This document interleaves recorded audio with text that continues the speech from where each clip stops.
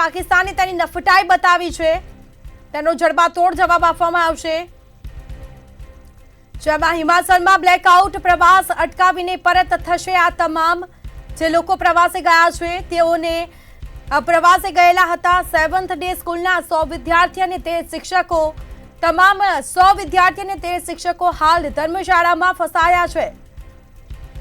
તો ધર્મશાળાથી 100 કિલોમીટર દૂર camp site ઉપર ફસાયા છે આ તમામ લોકો।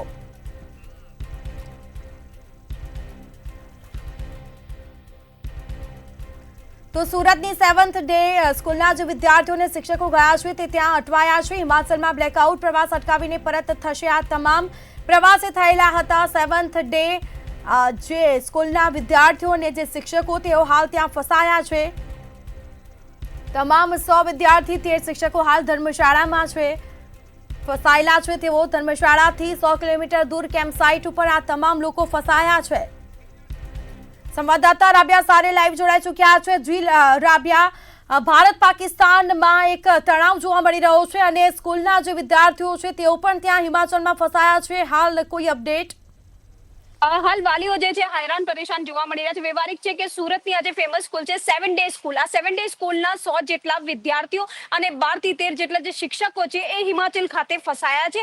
જો કે તમામ અત્યારે સુરક્ષિત છે, તંત્ર દ્વારા પળની તેમની અપડેટ લેવામાં આવી રહી છે, તેમને સુરક્ષિત રીતે સુરત ખાતે પણ લાવવાનો પ્રયાસ કરવામાં આવે છે। આ તમામ વિદ્યાર્થીઓ વેકેશનના ભાગરૂપે એક સ્પેશિયલ ઇવેન્ટ કરીને ગયા હતા, ત્યારે આ ઇવેન્ટ વખતે જ્યારે આ બ્લેકઆઉટ સર્જાયું હતું, લાઇટો ગુલ થઈ ગઈ હતી, તેને લઈને ક્યાંક ને ક્યાંક તેઓ ગભરાઈ ગયા હતા, પરંતુ સાવચેતી ભાગરૂપે તેઓ દ્વારા પ્રવાસ જે છે રદ કરવામાં છે। તેમાં એક શિક્ષક હાલ આપણી સાથે છે, આપણે એમનેથી પણ વાત કરીને જાણી એમનું શું કહેવું છે।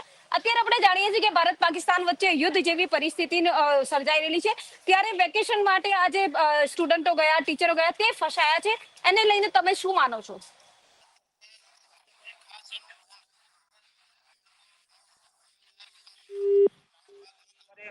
તો એ તમામ જવાબદારી શાળા મેનેજમેન્ટની હોય છે કે બાળકોને એની અન્ય સંસ્થા સુધી કઈ રીતે પહોંચાડવા, તેને ધ્યાનમાં રાખીને વિદ્યાર્થીઓને પૂરેપૂરું અત્યારે ધ્યાન રાખવું જોઈએ। વાલીઓમાં કેટલી ચિંતા? વાલીઓને સંતાન હોય તો દરેક વાલીઓને ચિંતા હોય જ છે, પણ એ ખાસ કઈ ગભરાવાની જરૂર છે નહીં। શિક્ષકો, શાળા મેનેજમેન્ટ બધા સાથે છે, તમામ નાસ્તા પાણીની વ્યવસ્થા સાથે છે, એટલે જો શાળાને સમય આપવામાં આવે અનુકૂળ તો દરેક વિદ્યાર્થીઓ સુરક્ષિત પોતાના ઘરે પહોંચી જશે। એટલે સ્પષ્ટ છે કે તમામ વિદ્યાર્થીઓ અત્યારે સુરક્ષિત છે, તંત્ર દ્વારા તેમની કાળજી કહો, તકેદારી કહો, સુરક્ષાના પગલાં લેવામાં આવી રહ્યા છે।